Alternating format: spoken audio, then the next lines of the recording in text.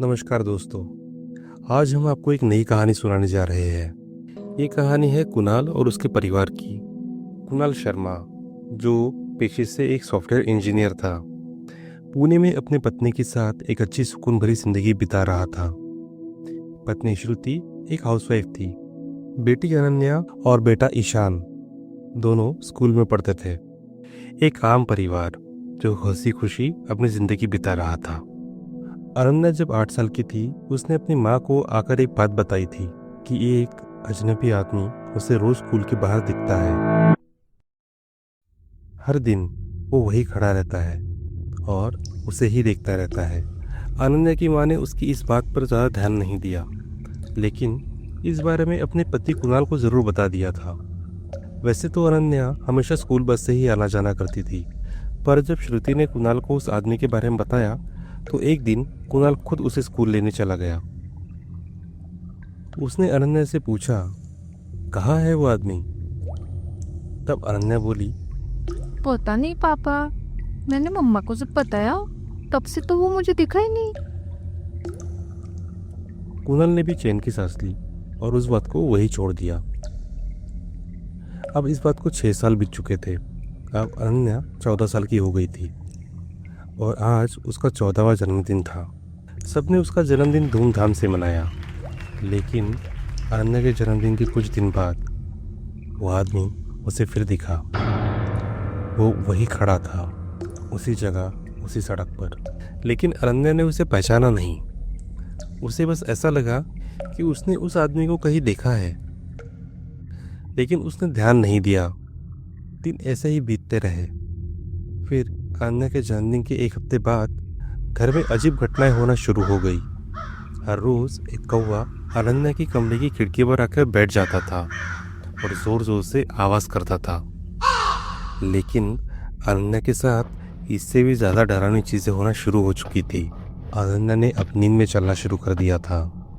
वो रोज़ रात लगभग 3 बजे अपने बिस्तर से उठ जाती थी और बाहर जाने वाले दरवाजे पर अपना सिर पटका करती थी। श्रुति ने कई बार उसे ऐसे देखा। उसका चेहरा एकदम शांत होता, लेकिन सिर लगातार दरवाजे से टकरा रहा होता। अनन्या, उठ बेटा, ये क्या कर रही है? लेकिन अनन्या की आंखें खुली होती, पर फिर भी ऐसा लगता था जैसे वो अपने होश में नहीं हो। अब ये रोज का किस्सा हो गया था। कुणाल और श्रुति अब अनन्या की इस हालत को देखकर बहुत परेशान थे। उन्होंने कई डॉक्टरों को दिखाया, पर अनन्या की हालत में कोई सुधार नहीं आया। अनन्या को अच्छी गहरी नींद आए, इसलिए डॉक्टर ने उसे नींद की गोलियां भी दी थी, पर उसका भी कोई असर नहीं पड़ा। हर रात फिर वही होने लगा। अब तो डॉक्टर भी समझ नहीं पा रहे थे कि अनन्या को आखिर हुआ क्या है। उन्होंने कुणाल से कहा, कुछ दिनों के लिए अनन्या को कहीं बाहर घुमा लाओ, शायद खुली हवा मिले तो उसकी हालत सुधर जाए।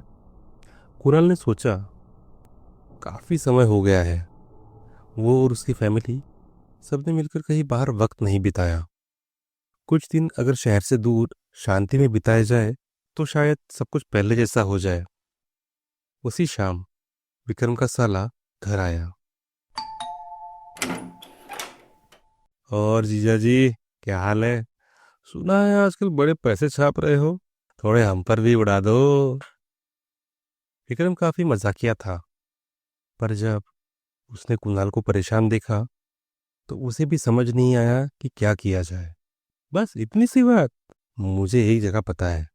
मध्य प्रदेश के जंगलों में एक रिजॉर्ट है, काफी अंदर है, घने जंगलों के बीच, और कोई भीड़ भाड़ भी नहीं, बस नेचर और शांति। सुनसान लेकिन बहुत खूबसूरत है। अभी कुछ दिन पहले ही तो स्वाति के साथ मैं जाकर आया हूँ। कुणाल ने कुछ देर सोचा और उसे यह आइडिया पसंद आया। वो तुरंत मान गया। शाम हो चुकी थी। कुणाल बालकनी में बैठा था। तब श्रुति ने अनन्या के साथ हो रही सारी प्रॉब्लम्स के बारे में विक्रम को बता दिया। दीदी, अगर तू कहे तो एक बात बोलूं? हाँ, बोल। मैं किसी को जानता हूँ, एक बाबा है यही पुणे के बाहर, बहुत पुराने साधक है। लोग कहते हैं उनकी बातें कभी खाली नहीं जाती। तू चाहे तो मैं कल तुझे और अनन्या को वहाँ ले चलता हूँ। एक दिन में आना जाना हो जाएगा। श्रुति आश्चर्य में पड़ गई कि विक्रम को इस बाबा के बारे में कैसे पता चला। अरे बिजनेस ठीक नहीं चल रहा था दीदी, तो किसी ने मुझे बताया और मैं एक बार जाके आ गया। श्रुति ने कुणाल से इस बारे में बात की। पहले तो कुणाल थोड़ा हिचकिचाया, लेकिन श्रुति की खुशी के लिए मान गया। अगली सुबह विक्रम श्रुति और अनन्या को उस बाबा के पास ले जाने के लिए निकल पड़ा। रास्ता घने जंगलों के बीच से होकर जाता था, इतने घने कि सूरज की रोशनी भी जमीन पर नहीं पड़ रही थी। तब गाड़ी में बैठे बैठे श्रुति ने विक्रम से बात करना शुरू कर दिया। स्वाति कैसी है? ठीक ही है, उसे क्या होगा। लेडी के जाने के बाद वो बिल्कुल टूट गई होगी ना? विक्रम कुछ सेकंड के लिए चुप रहा। उसकी आंखें सड़क पर थी, लेकिन मन कहीं और था। जिंदगी किसी के जाने से कहाँ रुकती है। जो होना था वो हो गया। श्रुति को लगा जैसे उसने कुछ गलत पूछ लिया हो। वो फिर चुप हो गई। करीब 2 घंटे बाद गाड़ी एक सुनसान टूटी हुई पगडंडी के किनारे आके रुकी। वहाँ एक पुराना घर था। दरवाजे पर कोई घंटी नहीं थी, सिर्फ लकड़ी का दरवाज़ा था। यही है? हाँ, अंदर चलो, बाबा इंतजार कर रहे होंगे। कमरे के अंदर धूप और जरी लकड़ी की गंध फैली थी। दीवारों पर तांत्रिक चिन्ह थे। एक कोने में सफेद धोती और रुद्राक्ष पहने एक इंसान बैठा हुआ था। आओ बेटी, बैठो, बताओ क्या तकलीफ है। श्रुति ने जैसे ही बाबा की आवाज़ सुनी, उसकी आंखें भर आई और वो अपने दिल की सारी बात बाबा को बताने लगी। अच्छा ठीक है बेटी अनन्या, यहाँ आओ, आंखें बंद करो। बाबा कुछ देर रुका और फिर कुछ मंत्र बड़बड़ाने लगा। बच्चे, आपका मन बहुत अशांत है।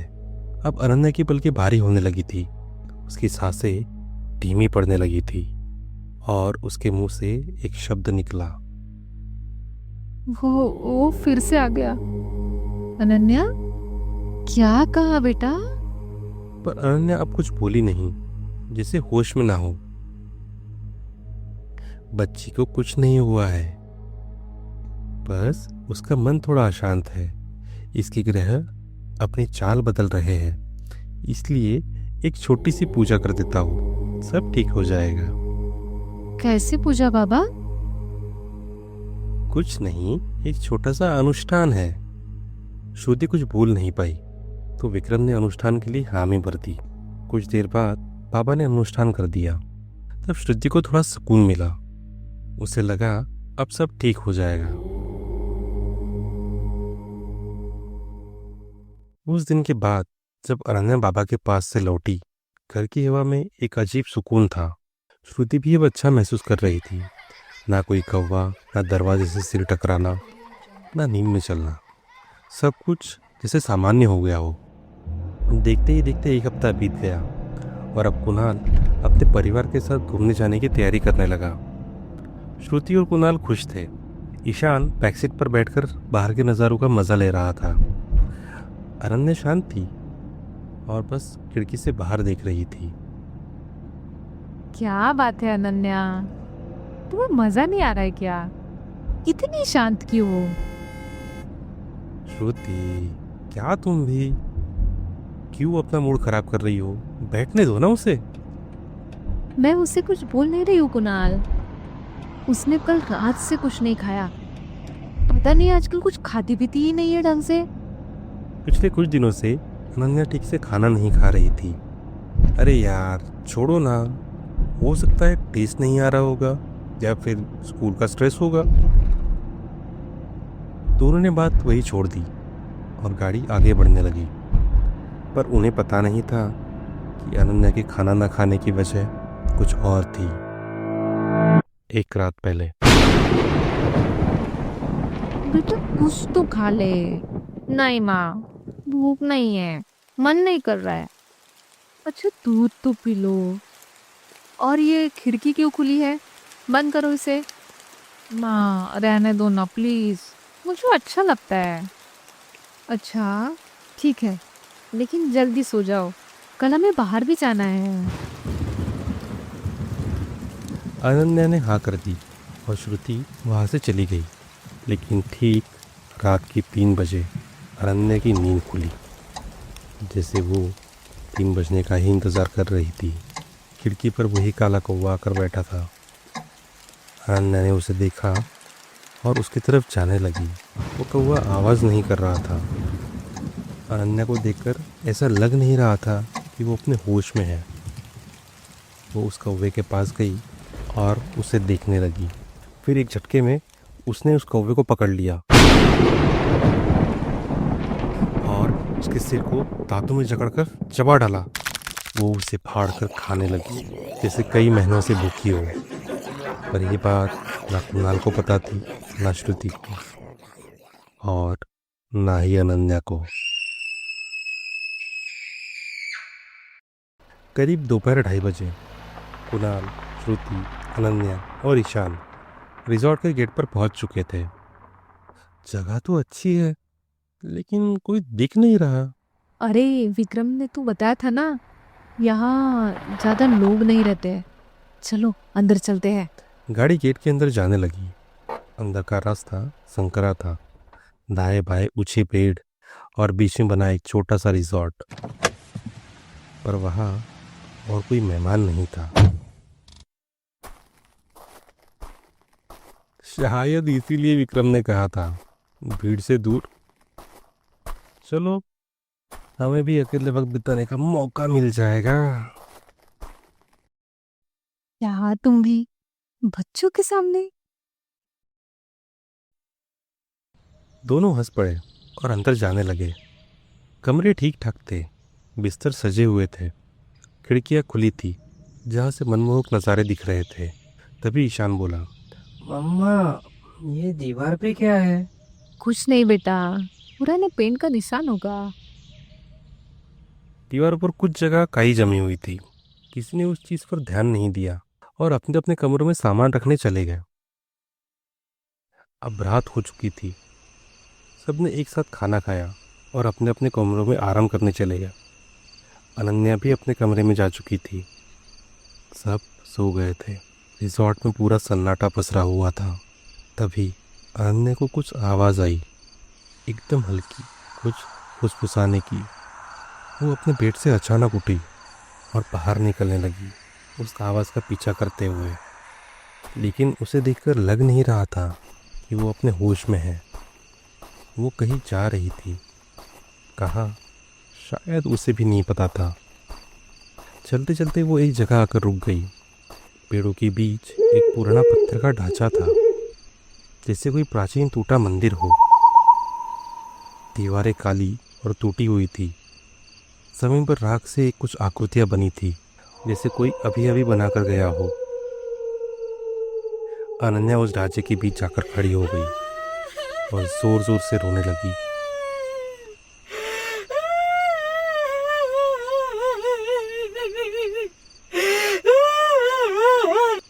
फिर अचानक चुप हो गई और नीचे बैठ गई। फिर अपने नाखूनों से ज़मीन खोदने लगी। वो कुछ अजीब लग रही थी और उसकी गुर्राहट ऐसी थी कि उसे सुनकर रूह कांप जाए।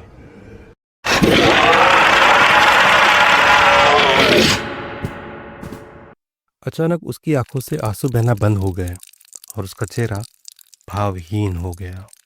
कुछ ही पलों में उसके हाथ से खून बहने लगा, पर वो रुकी नहीं, बल्कि मुस्कुराने लगी। अगली सुबह रिजॉर्ट के कमरे से अनन्या की चीख सुनाई दी।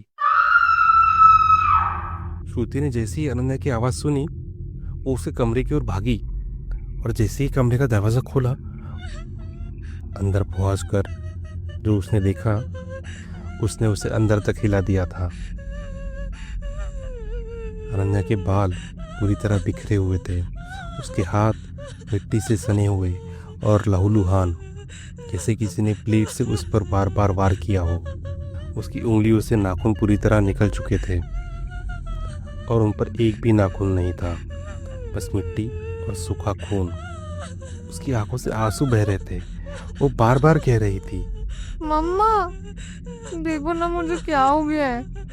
मुझे बहुत दर्द हो रहा है। मेरे हाथ तो देखो ना, किन्हें क्या हो गया है। मुझे कुछ याद नहीं है मम्मा। मैं रात को नहीं जाना चाहती थी। मैं क्यों गई मम्मा, मुझे बचा लो। इतना बोलते ही वो बेहोश हो गई। अनन्या, श्रुति उसकी तरफ दौड़ी और उसे पकड़कर जमीन पर बैठ गई। श्रुति की चीख सुनकर कुणाल भी दौड़ता हुआ अंदर आया और एक पल के लिए कमरे का माहौल देखकर वो एकदम जड़ हो गया। अनन्या, अनन्या, क्या मतलब इसका? उठो बेटा। कुणाल देखो ना, ये कुछ बोल नहीं रही है। कुणाल को कुछ समझ नहीं आ रहा था कि वो क्या करे। हमें इसे डॉक्टर के पास लेके जाना चाहिए, चलो जल्दी चलो। उसने अनन्या को उठाने की कोशिश की पर वो नहीं उठी। अब वो डर चुका था। उसे कुछ समझ नहीं आ रहा था कि ये सब क्या हो रहा है उसकी बेटी के साथ। उसने तुरंत गाड़ी की चाबी उठाई और निकलने की तैयारी करने लगा। तभी दरवाजे पर किसी की दस्तक हुई। अब इस जंगल में कौन आ गया? कोई उनका दरवाज़ा जोर जोर से खटखटा रहा था। श्रुति और कुणाल दोनों डर गए। फिर श्रुति ने दरवाज़ा खोला और जो देखा वो देखकर उसे कुछ समझ नहीं आया कि वो क्या बोले।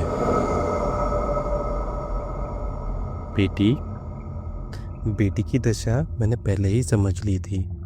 इससे पहले कि बात आगे बढ़े मुझे एक बार फिर उसे देखना होगा। वो देवगिरी बाबा थे, वही जिनसे मीरा ने विक्रम उन्हें ले गया था। लेकिन श्रुति उन्हें देखकर कुछ समझ नहीं पाई कि उन्हें यहाँ के बारे में कैसे पता चला। घबराओ मत बेटी, मुझे विक्रम ने बताया था कि आप लोग यहाँ हो। जब मैंने अनुष्ठान किया था तब मुझे कुछ अजीब महसूस हुआ था कि अनन्या को किसी और चीज़ ने पकड़ रखा है। मेरे पास उस वक्त उस बात का जवाब नहीं था, इसलिए कुछ कर नहीं पाया।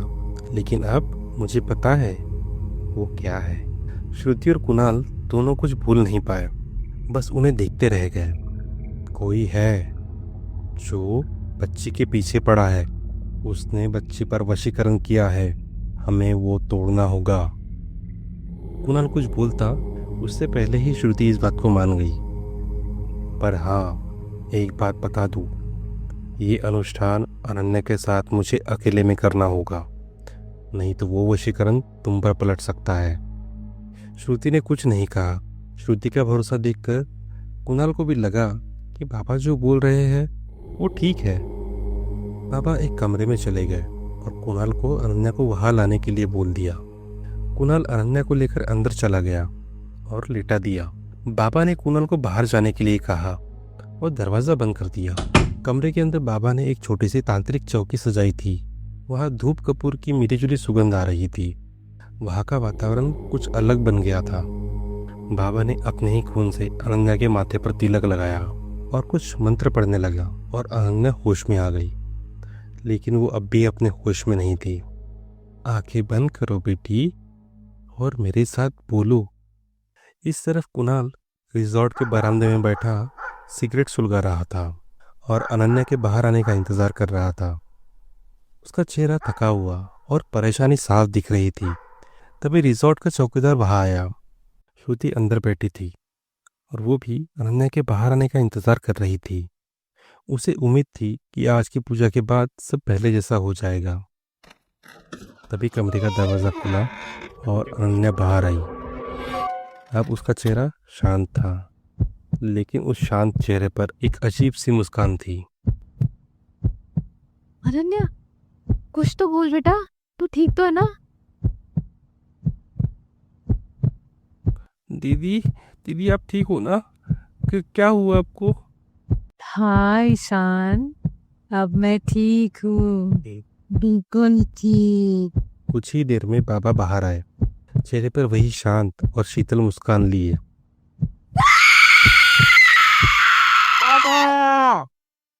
उन दोनों की चीख पूरे रिजॉर्ट में गूंज उठी।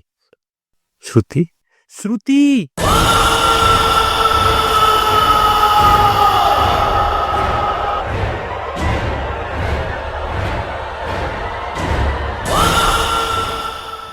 कुणाल और रिजॉर्ट का बूढ़ा चौकीदार अंदर दौड़ पड़े, पर जो देखा उसे देखकर कुणाल डर से अपनी जगह पर ही रुक गया।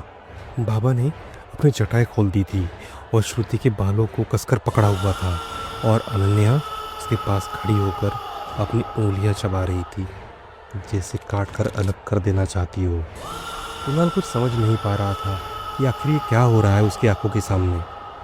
तभी बाबा ने उसे बोला, तेरे बेटे की चीख, उसकी टूटती हड्डियां और इसके खून की गंध, यही मेरा संगीत है।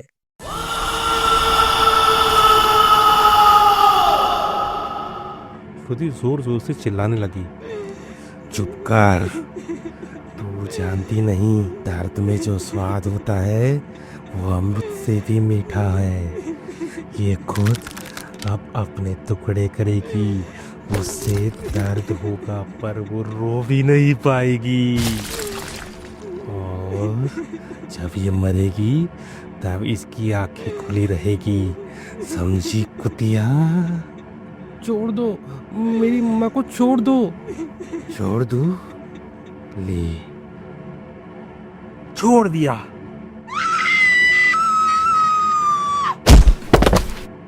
कुणाल! श्रुति जमीन पर गिर पड़ी। कुणाल घबरा कर दौड़ा, तभी बाबा ने ईशान को उसके कान से पकड़ा और हवा में उठा लिया। उसका कान अब धीरे धीरे कटने लगा था। मम्मा! ईशान श्रुति के पास जा गिरा। उसके कान से खून बह रहा था क्योंकि उसका कान बाबा के हाथ में था। वो बूढ़ा चौकीदार जो कुणाल के साथ अंदर आया था, जैसे ही उसकी नज़र बाबा पर पड़ी उसकी टांगें कांपने लगी, उसकी सांसें तेज हो गई। वो अपने घुटनों पर बैठ गया और उसकी पैंट गीली हो चुकी थी। आप नहीं, ये नहीं हो सकता, आप तो मर गए थे। क्या बोला विशंभर? भूल गया? तेरे पूरे खानदान को काट काट के मिट्टी में गाड़ा था मैंने। तुझे जिंदा इसलिए छोड़ा था ताकि तू दुनिया को मेरी दहशत सुना सके। अब अगर एक लफ्ज बोला ना तो तेरे जिस्म के टुकड़े भी गिन नहीं पाएगा कोई। तू भी उन्हीं की तरह सड़ता मिलेगा इसी जमीन के नीचे। चौकीदार बाबा को और उसकी दरिंदगी को देख के डर के मारे बस वही घुटनों पर पड़ा रह गया। श्रुति और ईशान जमीन पर पड़े थे, शायद दोनों बेहोश हो चुके थे। कुणाल ने उन्हें सहारा दिया। ईशान की हालत देखकर अब वो डर और गुस्से से कांपने लगा था। उसने खून रोकने के लिए ईशान के कान पर रुमाल रख दिया, पर उसका ध्यान अब सिर्फ बाबा पर था, जिसका चेहरा अब बिल्कुल अलग दिखने लगा था। तूने मेरी बीवी को मारा, मेरे बच्चे के ऊपर हाथ उठाया। तू आखिर है कौन? बाबा मुस्कुराया, जैसे कोई शिकारी अपने घायल शिकार को देख रहा हो। और तभी वो दरवाजा जो बंद था धीरे से खुला। विक्रम, तू? कुणाल को कुछ समझ नहीं आ रहा था कि यहाँ पे आखिर हो क्या रहा है। चुप कर, एक बार और मुंह से आवाज निकाला तो तेरी बीवी और बेटा दोनों नहीं बचेंगे। विक्रम धीरे धीरे बाबा की ओर बढ़ने लगा और उसके ठीक बगल में जाकर खड़ा हो गया। तू अंधा है कुणाल, तेरे पास अमर होने की चाबी पड़ी है और तुझे पता भी नहीं। विक्रम, तू पागल हो गया है क्या? और क्या बकवास कर रहा है? ये तेरी भांजी है, मासूम है, छोड़ दे उसे। मासूम? मासूम तो निधि भी थी, छोटी थी, डरती थी अंधेरे से, पर हमने उसे अंधेरे में ही चढ़ा दिया, बलि दे दी उसकी। कुणाल एकदम सन्न रह गया। क्या क्या कहा तूने? हाँ, काट दिया था उसे मैंने और स्वाति ने मिलकर। बिना बलि के अमरत्व नहीं मिलता कुणाल, बलि देनी पड़ती है। एक पल के लिए सब शांत हो गया। क्या निधि की बलि? वो एक्सीडेंट नहीं था? हाँ, मैंने और स्वाति ने, मुझे अमरत्व चाहिए था, पर वो अकेली काफ़ी नहीं थी। अब अमर होने के लिए सिर्फ एक और बलि बची है, और अब वो जल्द ही पूरी होगी। और अनन्या, वो मेरा दूसरा मौका है। कुणाल एकदम चुप हो गया। उसके सामने सब कुछ जैसे एक भयानक जाल बन चुका था। और तभी अनन्या ने बाबा की तरफ देखा, और धीरे धीरे उसकी आंखें काली पड़ने लगी। तितलियां फैल गई, आवाज गहरी हो गई। वो चौकीदार अब डर से कांप रहा था। कुणाल के कदम भी आगे नहीं बढ़ पा रहे थे, और बाबा धीरे धीरे हंसने लगा। बांध दो इन सबको। मैंने अपनी बेटी को नहीं छोड़ा कुणाल, तो तेरी बेटी को कैसे छोड़ दूं? विक्रम ने कुणाल और श्रुति को बांध दिया था। वो चाहकर भी कुछ नहीं कर पा रहा था, क्योंकि अनन्या ने अपने छोटे भाई की गर्दन पर छुरा रखा था। और कुणाल जानता था कि अगर उस बाबा की बात नहीं मानी तो अनन्या अपने भाई का गला काट देगी। रात हो चुकी थी। अंधेरे में रिसोर्ट का पिछला हिस्सा अब एक तांत्रिक मंडल में बदल चुका था। विक्रम ने कुणाल और श्रुति को एक जगह बांध रखा था। श्रुति अभी भी बेहोश थी। बाबा ने उस बूढ़े चौकीदार को मार दिया था और उसके खून से जमीन पर रेखाएं बना दी थी। बाबा और विक्रम हाथों में काले फूल लिए बैठे थे, और उनकी आंखों में सिर्फ एक चीज दिख रही थी, बलि।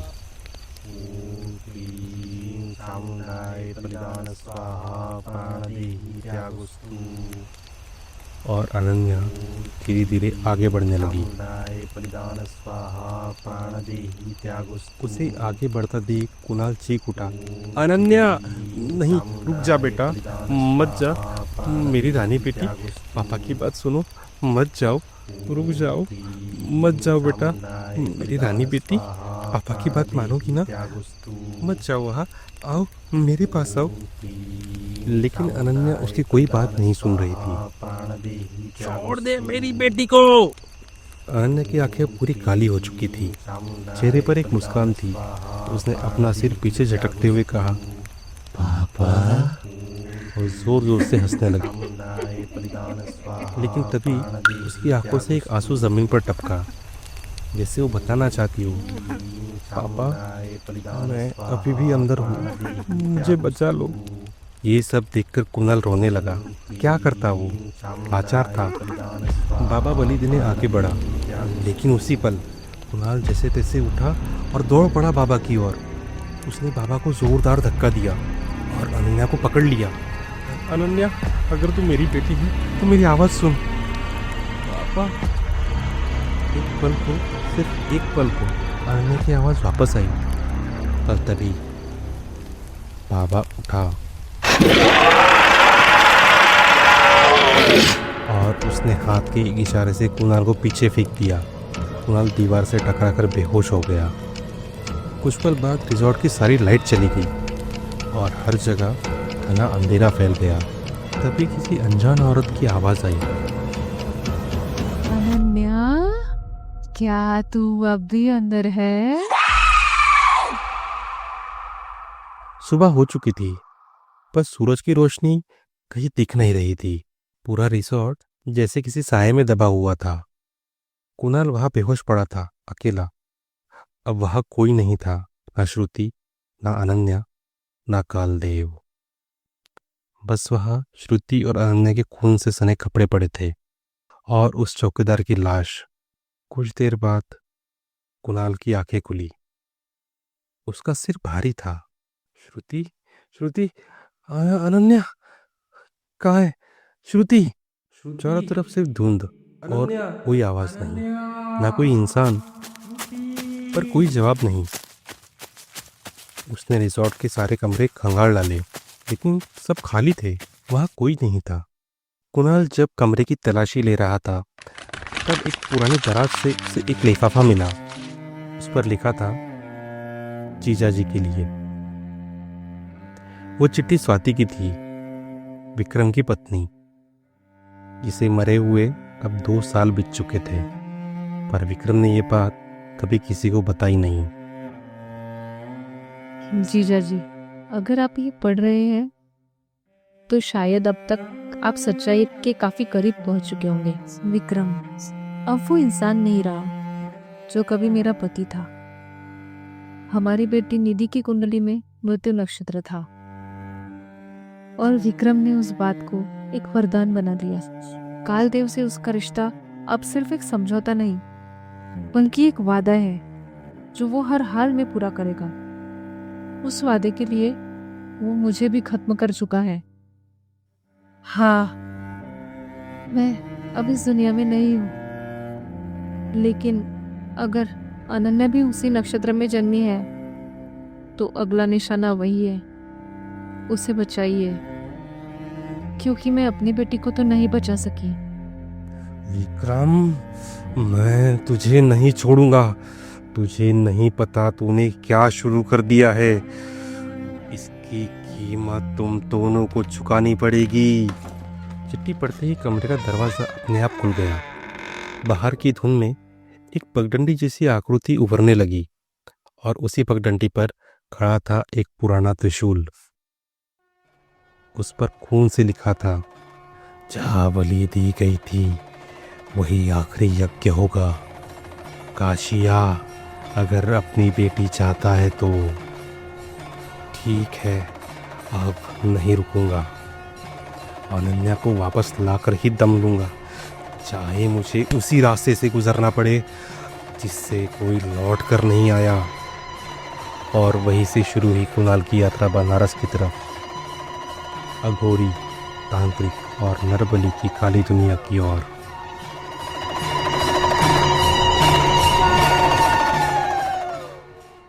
दोस्तों, ये था इस कहानी का पहला भाग।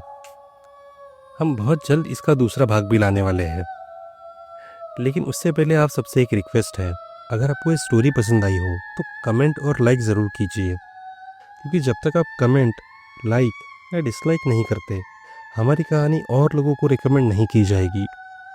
तो आशा करता हूँ कि आपको अगर स्टोरी पसंद आई हो तो आप लाइक करिए, ना पसंद आई हो तो डिसलाइक करिए और एक कमेंट ज़रूर दीजिए। बाकी सब आपके हाथ में। धन्यवाद।